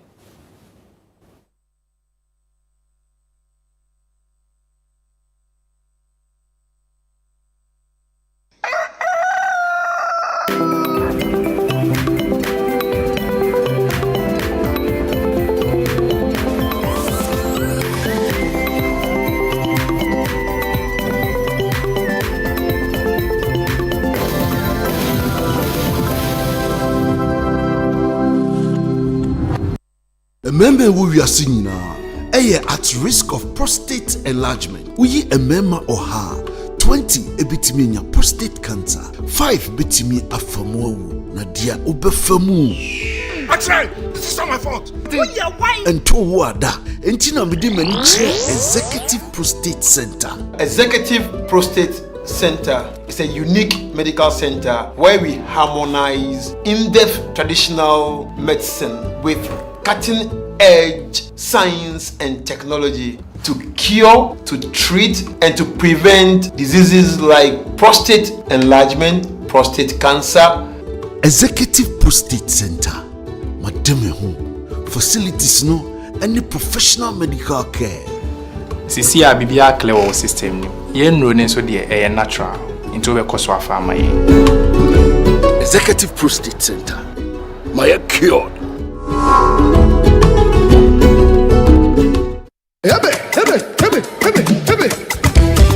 This August, get ready for an unforgettable night of worship and celebration as Perez Music presents Glorified, dubbed His Love and Kindness. Ministering live, Perez Music alongside the legendary Daughters of Glorious Jesus. Also ministering Joyful Way Incorporated, Minister Gabby Akwe and Edom Evangelist. Join us on Sunday, the 31st of August, 2025 at 4 p.m. sharp at the Victory Bible Church, Awoshi Dominion Sanctuary for an an evening of powerful ministry and praise. It's absolutely free. But if you would like to support this ministry, you can do so by purchasing our special event merchandise or call 0557 116 607. That is 0557 116 607. Let's come together and raise a sound of gratitude for God's love and kindness. It's going to be nothing short of heaven on earth. This event is proudly sponsored by Eddie Spitzer and powered by Rima City of Worship. Media partner City FM and Channel 1 TV. You've seen nothing yet. This Big Brother Naija Season 10. It's 10 times the drama, 10 times the rivalry, and 10 times the game. This is certified. No zero, no minus. Big Brother Naija Season 10. Showing 24/7 on DSTV and on GoTV. Gold sponsor, Guinness. Looking for a one-stop shopping destination for all things made in Ghana? Eager to experience a remarkable fair that showcases the richness, creativity, and innovation behind Ghanaian products and services? Then get ready for the This is Ghana Exhibition 2025. The This is Ghana Exhibition highlights the brilliance of Ghanaian entrepreneurs, artisans, and businesses who continue to shape the narrative of homegrown excellence. This is Ghana's biggest trade fair and exhibition, bringing together SMEs, startups, research and manufacturing sectors, indigenous corporate bodies, and local creatives in one exciting space. The This is Ghana Exhibition 2025. Come explore, engage, and be inspired by the businesses and brands that are redefining made in Ghana across every sector. Get ready to be thrilled by live performances from Kwampa and the electrifying Inchin Band, adding music, rhythm, and culture to the celebration. The dates: Saturday the 6th and Sunday the 7th of September 2025. Time is 10 a.m. through till 5 p.m. each day. The venue is the A4 Sutherland Children's Park. For enquiries or participation details, call us on 0205 973 973. The This is Ghana Exhibition 2025 is powered by Channel 1 TV and 97.3 City FM and is proudly sponsored by MTN, EcoBank, Side Hustle by EK Brand Consult, Ghana Enterprises Agency, Ghana Export Promotion Authority, Ghana Exim Bank, and AVV Rice, and is supported by Twillium Industrial Company Limited and Built Financial Technologies.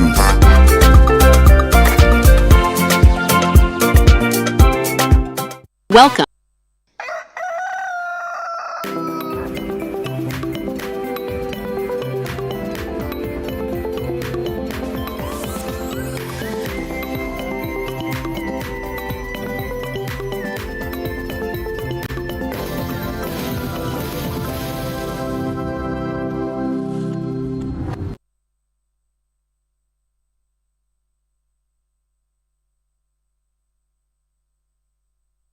Welcome back. This is Breakfast Daily Weekend, your almost exciting Saturday morning TV show. We bring this just for your Saturday morning relaxation, as I know myself like to say on this show, and I'm sure we've done a good job, bringing you that. But it's time for sports, and my colleague El Mint.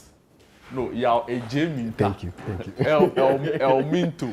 Mr. Duncan. You are new one. Jude Duncan. Yesterday, I listened to you make some really passionate arguments. Yeah. And a lot of people insulted me for it. On sports, good morning, Eno. A lot of people shared differing opinions. I'm not sure about insults, but there are a couple of people who go beyond, but that's we should. It had to do with the Black Stars, and a lot of people are passionate about the Black Stars, even though we say, we don't care about what the Black Stars do. But a lot of people are passionate. Yeah, they do care. Yeah, I had an issue with Christopher Babunsu's inclusion in the squad.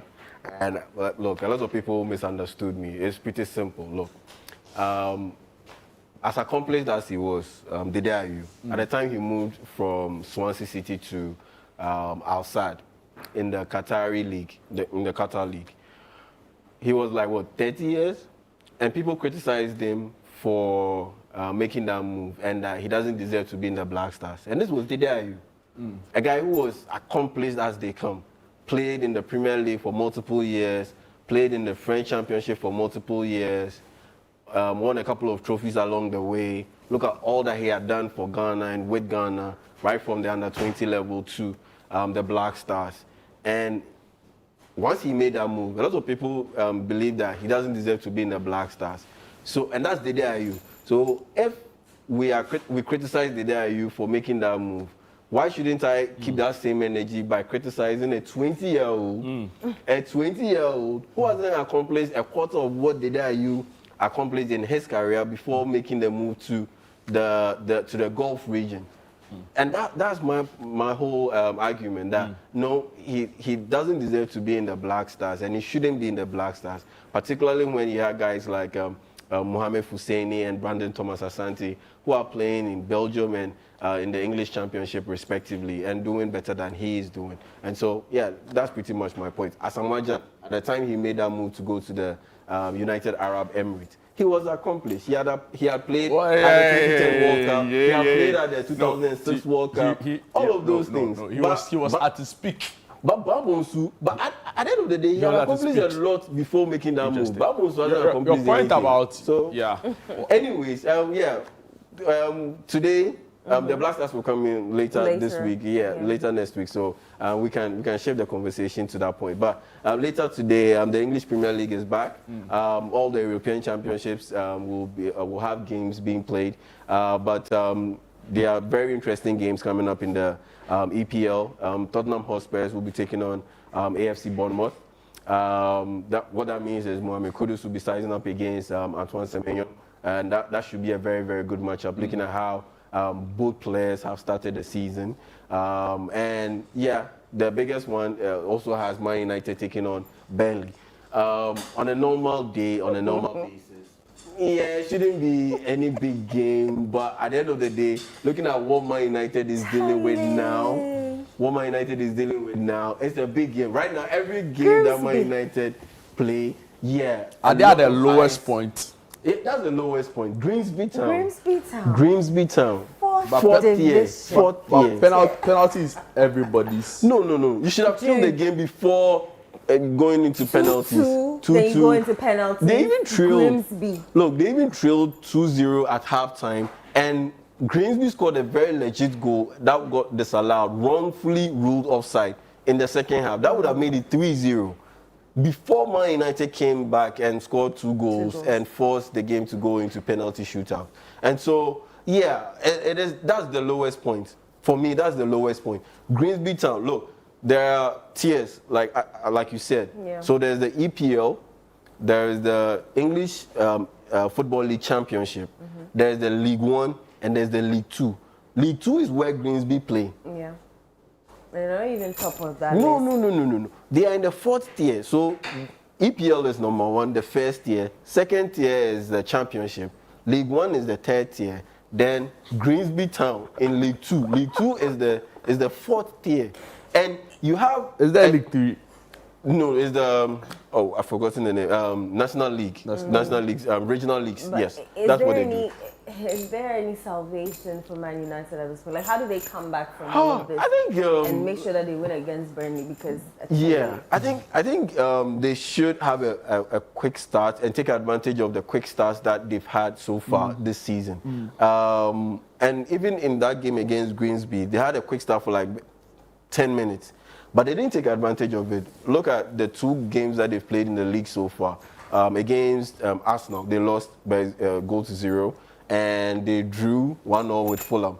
The first 20 minutes of those games, go watch those games. Man United had multiple chances to score goals. And once you score the goals, you pretty much settle the nerves and kill off any nerves. And Man United failed to do so. And I think that's the one thing that Man United are struggling to deal with. Dealing with all the pressure and dealing with all the nerves. Because if you played against Grimsby Town and you trailed by 2-0 at halftime, and you watched the game, it was clear that the guys were under pressure and they were suffering a lot of jitters. They were very jittery. Normal, simple passes, they couldn't execute those ones. Straightforward chances, they couldn't execute. You could feel the jitters. And like I said last night on Panorama, look, Man United, it's clear that the jitters gets to them because coming into this season, they are not going to play European football, be it in the Champions League or Europa League. Realistically, they are not going to compete for the EPL title. So realistically, it's just 2 titles that they can compete for. That's the Carabao Cup and the FA Cup. And the Carabao Cup, once they play Grimsby Town, you could see it like, oh yeah, we have to get this done. We have to get this done because this is more or less like our only realistic shot of winning the title. And so you saw the jitters. And it resulted in they getting kicked out in the second round of the Carabao Cup. And so I expect them to falter in the FA Cup. In the FA Cup. But to get back to winning ways in the league, I think they should just do the basic stuff and ensure that they take advantage of their chances early in the game, because they normally have a good start to games in the EPL. So they should just take advantage of the chances. And once you take advantage of those chances, yeah, you pretty much settle the nerves and you'll be good to go. And there are some other games to be played as well. Chelsea will be taking on Fulham. No, Jude Duncan's Chelsea will be taking on Fulham. And so, yeah, those are some of the big games that will come up today and will be highlighted on the Football Republic or Republic of Football show on Channel 1 TV and on CTFM. Join us from 2 o'clock to 5 p.m. Today, and we'll give you all the analysis on all the games that will be taking place in the EPL, in the Spanish La Liga, in the French League, and in the Italian Serie A, and all the big leagues in the world. And so, yeah, that's the wrap on the league action. You know, we're about to head into the international window. After this weekend, we'll head into the international window, and that's how come the whole Black Stars topic came up. Because of the games that will be coming up, the international games that will be coming up, coaches are naming their squads. Otoado named his squad earlier during the week. And Thomas Tuchel, who is the manager for England, he also named his squad. And unfortunately, Trent Alexander-Arnold, former Liverpool player, wasn't named. That's one of the big he wasn't talking points. Wasn't the only big name that missed out on the squad. Yeah, right? but the other big names, they all have issues. As in, most of them, some have bad form, like Phil Foden. He's not playing very well. You look at Ivan Toney. Ivan Toney, I mean, he plays in the Saudi League, and the position that he plays is quite competitive. And so if he misses out, it's not really the biggest news out there. Jude Bellingham is injured, so if he misses out, yeah, Cole Palmer and Cole. But yeah, so that's the rundown on that. And yeah, a little bit of don't call me transfers. Still on the England squad, yeah, right? Because it's generated a bit of controversy. Is Arnold, Trent Alexander-Arnold, yeah. Alexander-Arnold, is his omission surprising? Yeah, I think it was a bit surprising. The fact that, look, he moved to Real Madrid and recently, and his last game, he came off the bench. He played like, 5 minutes in Real Madrid's 3-0 win over Real Oviedo. Shouts to Kwame Sibo, a Ghanaian international. He played throughout the entire 90 minutes for Real Oviedo. He's another guy to look out for, Kwame Sibo. So coming off the back of playing 5 minutes, and all of a sudden he gets dropped by Thomas Tuchel. For me, I think it was a bit shocking, knowing very well that Alexander-Arnold played in the FIFA Club World Cup for Real Madrid, and the La Liga, you just had a couple of games. He featured in the first. Is he first choice at Real Madrid? At this point, it's not certain, because he played the first game, he played the entire game, and it was Dani Carvajal who came on off the bench, and in the subsequent games, he has been coming off the bench. And so I think it's Xabi Alonso trying to get a good read on his squad, because he's new to the Real Madrid job, and he's trying to find the best formation, the best system that will sort out the issue of imbalance in the squad moving forward. Yeah, but if you look at the England squad, for example, right, so they called James, who we now see that Maresca even deploys in the middle of the pack, naturally a right back. Yeah, right back, yeah. I think that's also Livramento, right? Yeah, Livramento, yeah. He's had an excellent start to the season for Newcastle, and so he deserves it. And there's Skelly's left. Skelly's left, on the left. Louis Skelly. So it's James and Livramento, yeah. Will you say England will miss out on Trent? We'll miss out on Trent. I don't think so, because at the end of the day, he does very well moving forward. and England have a lot of options moving forward. And so I don't think he will be missed that much. But I think he'll get back into the team. I think it's just a matter of time. He'll get back into the team. He's a big boy. He's experienced, and he's done very well. The right back, I have slightly different opinions, right? I think the right back position in England, they've been spoilt for choice. And it's always been like this. And if you follow Tuchel's coaching philosophy, he's a very pragmatic coach, right? Yeah. And he likes to really do the basics. He's not about the whole invented fullbacks. Yeah. He goes exactly. So I think that it plays a role in Reece James, and he's worked with Reece James before. Oh, yes. He won the Champions League with Reece James. Yes. So see, I think if Reece James is fit, Oh, Trent doesn't come back into this team. Everyone knows that Reece James is the best right fullback in the world if he is fit. And hey, today I don't want saying this. Oh, no, he's the best I can play back some of the things you've said. Oh, he's the but best I'm right happy if fullback in the admitted. world. I'm happy if admitted. And the other point is that if he's fit, he's in the team. Yes. You also see on the show right now that Livramento is in the form of his life. Yeah. And I think there are even other options. If Kieran Trippier. Yes. So I genuinely do not see Trent in the Tuchel setup. Oh, honestly. I see him in the Tuchel setup, but not as a starter. In the sense that I see him getting better getting the better of Livramento and Kieran Trippier in terms of selection to the national team. Look, England will qualify to the World Cup. Once they qualify to the World Cup, expect Trent Alexander-Arnold to be in the squad, playing mostly as a backup to Reece James. Nothing is changing. Him? Pardon? Are they saving him? I wouldn't say they are saving him. I think the coach is just trying to test other options, more or less, give Livramento a shot. Because Livramento just graduated from the under-21s. But he's a former Chelsea player. Yeah, he's a former Chelsea player. He's been around for some time, Yeah. and he's quite efficient. And see, Trippier offers a lot more than just defending. Yeah. There's leadership, there's experience. There are set pieces. But Trent Alexander-Arnold the same. He's experienced and he offers leadership. I'm not sure about leadership. He was one of the captains at Liverpool. Yeah, but we saw. He was one of the captains at Liverpool. Even the way he left his relationship with Madrid, he has a very strained relationship with the fans. So he could have handled it. That is leadership. So he could have handled it in a much better way. How do you want him to handle it? He played out his contract and he won all the titles for his boyhood club. He achieved a lot for his boyhood club, and he says, "I want to go and play for my dream club." How do you want him to handle it any better? He's a scouser through and through. No, how do you want him to handle it any better? He's a scouser through and through. So I'm not sure about the dream club thing. Of course, people move on.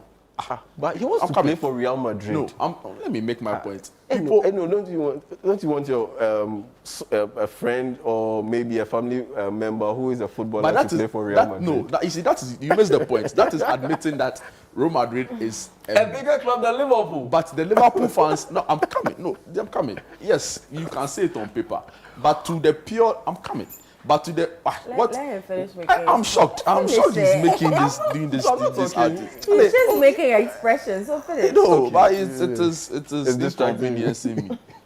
I'm saying that on paper. You can say Real Madrid is a bigger club than they have a bigger stadium. They have more money coming in. They attract big names. Fair enough. But in play, you not necessarily say that. On the field of play, what has this Real Madrid team got over Liverpool? Even do player for player comparisons. Liverpool have arguably the best player in the world. Is that not a fact? So arguably, Mohamed Salah is arguably the best player in the world. Nobody in the Madrid team had a better season than him last season. So the point I'm making is, sometimes I don't want to. Did you see Kylian Mbappe play? He was better than Salah last season. No, you said he didn't have a better season than... I'm saying nobody in Madrid had a better season than Salah last season. Okay, no problem. It's a statement of fact. Okay, cool. So the point I'm making to you is that Liverpool as a team or Madrid as a team has got nothing on Liverpool. They probably make more money.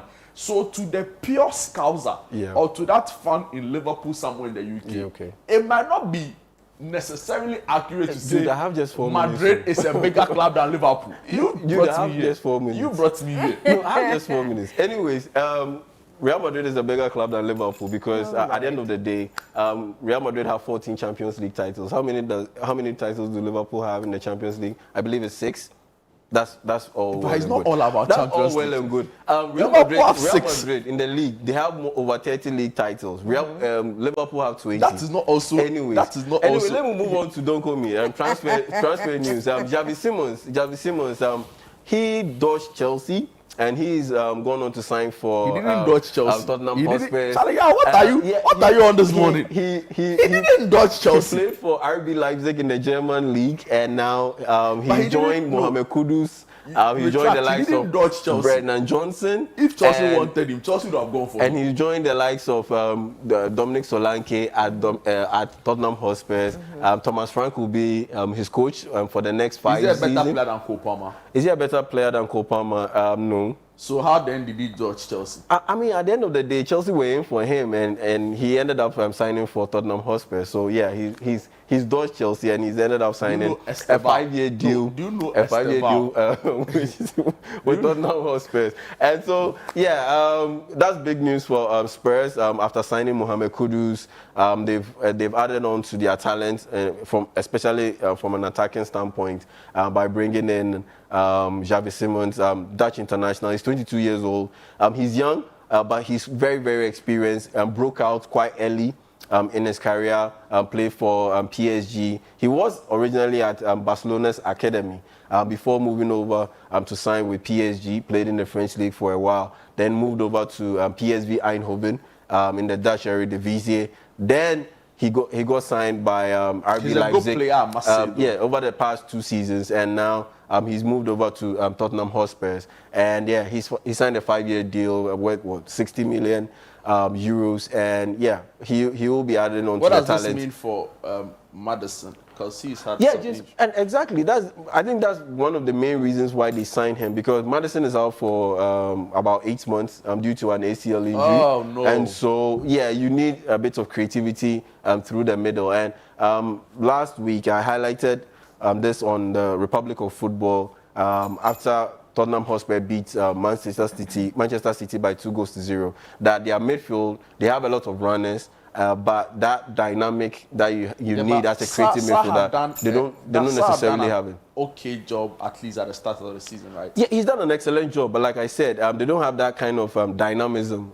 This guy can create something out of nothing, and he gives you that spontaneity that you need. Because of some of the things you said. And so, you know, in terms of creativity and scoring goals. Said, I'll be on. But I have to say this before we go. Otherwise, the Swifties will kill me.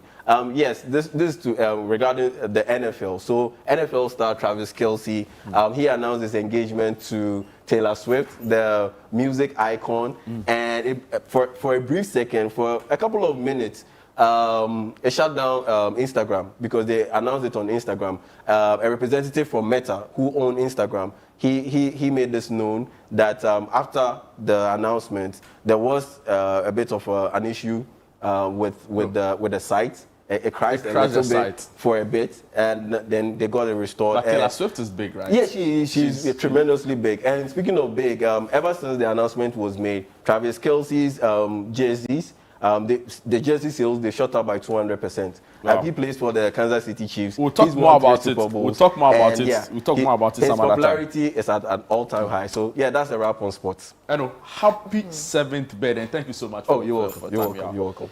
Happy 7th birthday to my precious princess Estelle Na Imwa Ofe of African Preparatory School of Hope. You light up our lives with your laughter, your love, and endless joy. Watching you grow into the amazing girl that you are fills my heart with pride every single day. May your day be as magical as you are, filled with love, fun, and all your favorite things. We love you to the moon and back, from your dad, Patrick Ofe, your mom, and siblings. So happy birthday, Estelle. Our very own Patrick. Yeah. She's called Na Manwa. Okay. Your dad is an amazing person, so I'm sure. Happy birthday. Enjoy your day. I hope you get spoiled with all the gifts and the love that you deserve. That's our show for you. We'll be back bright and early tomorrow, right? Yeah. 7 a.m. for Sunday breakfast. You don't want to miss out. Bye-bye.